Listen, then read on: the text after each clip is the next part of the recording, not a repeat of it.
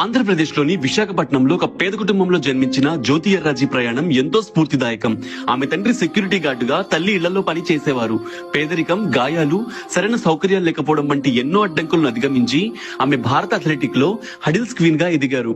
2022లో 20 ఏళ్ల జాతీయ రికార్డును బద్దలు కొట్టి 100 మీటర్ల హడిల్స్ ను 13 సెకండ్లలోపు పూర్తి చేసిన తొలి భారతీయ మహిళగా చరిత్ర సృష్టించారు.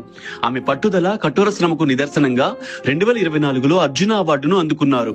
ఇటీవల 2025లో దక్షిణ కొరియాలోని గుమిలో జరిగిన ఆసియా అథ్లెటిక్ ఛాంపియన్షిప్ లో మహిళల 100 మీటర్ల హడిల్స్ లో 12.96 సెకండ్ల ఛాంపియన్షిప్ రికార్డుతో స్వర్ణ పతకాన్ని సాధించి తన ఆసియా టైటిల్ ను విజయవంతంగా కాపాడుకున్నారు.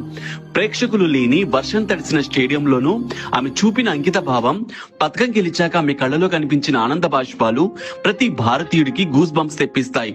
జ్యోతి విజయగాథ అలుపెరగని పోరాటానికి, స్వప్నాలను సాకారం చేసుకోవడానికి చిహ్నం.